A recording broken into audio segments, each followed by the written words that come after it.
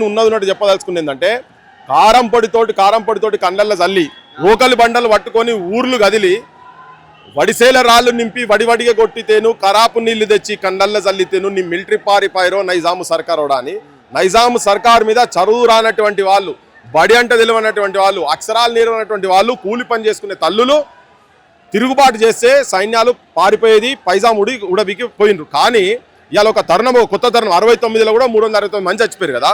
ఇప్పుడు ఈ ఆత్మహత్యల పరంపర అనేది మొన్నటి ఎప్పుడైతే ఈ పెట్రోల్ పోసుకొని డ్రామాలు స్టార్ట్ అయినా అక్కడికి వెళ్ళి మళ్ళీ ఇప్పుడు ఆత్మహత్యలు స్టార్ట్ అయినాయి. సో ఈ మధ్యకాలంలో కూడా దాదాపు 15 మంది నిరుద్యోగ యువకులు కూడా ఆత్మహత్యలు చేసుకురు. నేను ముందుగా జనాలకు చెప్పేది ఏంటంటే అయ్యా ఆత్మహత్యలు చేసుకుంటే బీసీల హక్కులు కాపాడబడవు. ఆత్మహత్యలతోటే కనుక తెలంగాణ వస్తుంది అనుకునేది ఉంటే అందులో మొదటి స్థానంలో మా బోటలో ఉంటుంటే మేమే చచ్చిపోతుంటే ఇప్పుడు ఈ సమస్య కూడా ఆత్మహత్యలతో పరిష్కారం అవుతుంది అంటే మేము ఫస్ట్ చచ్చిపోతాం. కానీ ఆత్మహత్యలతో ఇది కాదు. ఆత్మహత్యలతో పాలకులు మన హక్కులు మనకి ఇయ్యరు. పాపాత్ములు వాళ్ళు. రాబాందుల చేతులలో రాజ్యం ఉన్నది.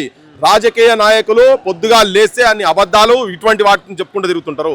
నేను చెప్పేది అంటే పేదోళ్ళ చేతులల్లా, గరీబోళ్ళ చేతులల్లా, గరీబోళ్ళ గురించి ఆలోచించేటువంటి పాలన రావాలంటే తుపాకీ లేని హిడ్మాల్ రావాలి, ఆ కమిట్మెంట్ రావాలి, ఐడియాలజికల్ కమిట్మెంట్ కావాలి.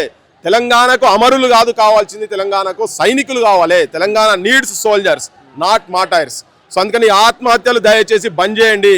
ఏ రాజకీయ నాయకుడు కూడా కళ్ళకెళ్ళి నీళ్లు కూడా ఇయ్యరు. మాట్లాడేందుకు కెమెరా ముంగడు వచ్చి మాట్లాడుతుంటారు. నేను అన్ని రాజకీయ పార్టీలు కూడా విజ్ఞప్తి చేసేదంటే నాయనా మీరు వచ్చి ఈ త్యాగాల మీద ఇప్పుడు నేను ఇది కూడా ఎత్తున్న త్యాగము తర్వాత ఇదో కీర్తి అని పొగడాల్సిన అవసరం లేదు. ఎవరు కూడా పొగడాల్సిన అవసరం లేదు. ఇవి నేను పనికిరాని అని కాదు, కానీ మీరు తప్పుదారి పడుతున్నారు. అంటే మీకు ఎక్కడో నిస్సహాయ స్థితి వచ్చిన తర్వాత మీరు ఈ బాట తీసుకుంటారు. కానీ